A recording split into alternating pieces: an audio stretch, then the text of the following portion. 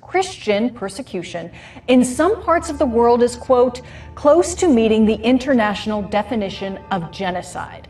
So it sounds like something out of a movie, the threat of a bunch of human weapons with biologically enhanced capabilities. And it's trying to make them stronger through gene editing. They are ready. They're ready to go. They're ready to unleash. To actually do this gene editing and have this program. They're trying to use gene editing tools to change the nature of human beings. And it all has everything to do with the future, and I believe the troops of Antichrist coming. By recreating the days leading up to Moses receiving the 10 Commandments on Mount Sinai. The all-seeing eye of the government is collecting data on absolutely everyone, and you can't move anywhere. They're laced with satanic secrecy. There really is a shielding of satanic powers.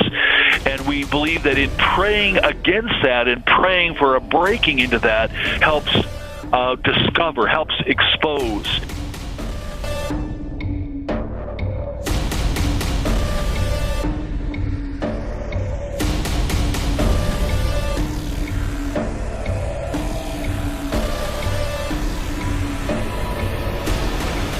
Hey guys, Pedro V here with this new video. Now, I got a few comments about the Trump golden statue, and I looked into it, and now people are referencing it to the golden calf. According to the Bible, the golden calf was an idol made by Israelites when Moses went up to the Mount Sinai. So it is the sin of the calf. It is first mentioned in Exodus 32:4. Now, people immediately claimed that they are worshiping Trump as this golden calf. The first thing I thought was, why is this relevant, and who is this guy, and how come this is gaining so much attraction? And we found his homepage. If you go on it, you can see right away there's a whole section dedicated for Trump. And when you click on it, you can see the recent photos of the golden statue and a video. And which I found in this video, you can see and tell how much he actually idolizes Trump. Hello, this is a message for President Donald Trump. My name is Tommy ZEGAN. I made this sculpture of you. It's a caricature of you, Mr. Trump. It's called Trump and His Magic Wand. And above all else, we know this. In America, we don't worship government, we worship God. Now, if you compare this video to the CPAC interview he did, he made it less obvious, of course. In this video, he actually said he gave Trump the magic wand for all the great things he has done. It's called Trump and His Magic Wand, and I think you know why. All the great stuff that you've done in the last 4 years for our country. And in the CPAC interview, he's like, I gave it to him because of what Obama said, yada yada. What magic wand do you have? And the magic wand basically represents what Obama had said, you know, how's he going to bring back all these jobs, whether you have some sort of magic wand. If you remember, President Obama, you need a magic wand. No, you don't. So he kind of switches some words around, and he makes it less obvious that he could be actually worshiping Trump. I originally, the first place I took it to was Trump's birthday party over by Mar-a-Lago. Because in America, we don't worship government, we worship God. It's called Trump and His Magic Wand, and I think you know why. All the great stuff that you've done in the last 4 years for our country. And actually, I think he's throwing people off with this whole project, because before this, he was working on something for the Green Bay Packers. I had just finished a commission job, Brett Favre from the Green Bay Packers, which is actually in the Mississippi Hall of Fame. So that was my first project. This was my second project. So I mean, who else would actually do this, and why? Because in the CPAC interview, he said, oh, I'm doing it because other people have done it, but mine could be better. I don't actually believe that. Well, about 3 years ago when they were coming out with the baby Trump and the Trump on a toilet, naked Trump, I was disgusted with those, and I said I could do a better job. And so I thought I could obviously design something that was much better and better taste. But I do believe this is all orchestrated to come out how they want it to, because he was aiming to bring this about during November, around the election. And we want to present this sculpture to you sometime in November. But now it's resurfacing during all the stuff going on with the Republicans and Democrats. But we know that they're all in it together. They both very much have an agenda from all of this. Whether this is part of their plan or not, they will still use this as an opportunity to deceive. And then lastly, he's got in his right hand the Constitution, which is what he follows and believes in. At least if they aren't the brains of that plan, I'm sure there are others who want to deceive, and very well much had it so. And I would like to present it to you and hopefully have it displayed in the Trump library someday.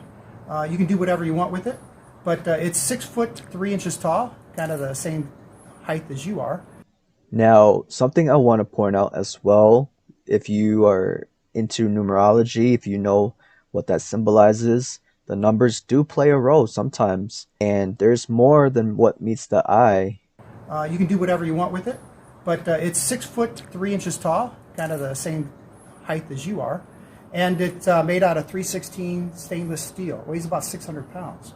So if you see this message, you can get a hold of me at my website. We know that the statue is about 6'3", switch them around, 3 6s, and they're doing a raffle also. And we have a raffle right now, and the drawing will be on October 31st, 2020. Of course, the raffle drawing happened to be on October 31st, Halloween, so there is definitely something going on here. So thanks for doing a great job. We believe in you, and we love you. I'll say it. Somebody said to me the other day, "You're the most famous person in the world by far." I said, "No, I'm not. No, I'm not." They said, "Yes, you are." I said, "No." They said, "Who's more famous?" I said, "Jesus Christ."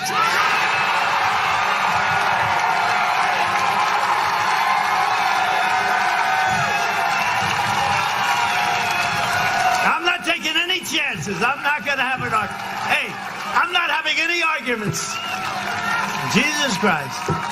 I'm not going to take any chances. I'll give it, I guarantee. And let me look up and I'll say, and it's not even close. I just wanted to quickly touch on that. If you guys want to see more of this, please like the video, share this video. If you guys have any ideas what videos I should go on, also let me know. And with that all being said, have faith, remain vigilant, and God bless you all. So I remember when I went with Donald at the time to CPAC, and he had a great time there. He really enjoys the cheers of the crowd. Now it's even more interesting because of the artist that produced that gold Donald. Now he actually thinks he's a god. How does that make you feel? I don't. I'm not doing it for the publicity. I'm doing it because I love what I do, and hopefully someday this will end up in the Trump library. That's my legacy. As long as I am president, no one is going to stop you from practicing your faith or from preaching what is in your heart.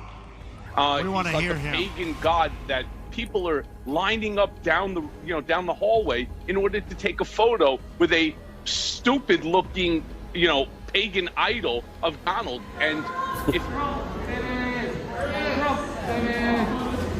Throw it up! Trump, throw it up! Awesome.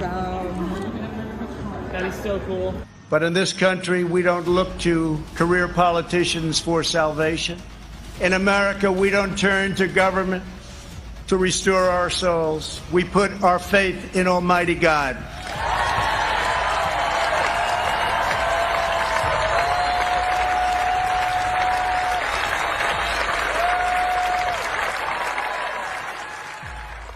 Does Donald Trump believe these things? Does he hear the adulation and the cheers and the photographs and think that he is something special? Or does he sit there and say to people like you, I got these guys fooled? Well, it's a combination of both. Benjamin Franklin reminded his colleagues at the Constitutional Convention to begin by bowing their heads in prayer. I remind you that we're going to start saying Merry Christmas again.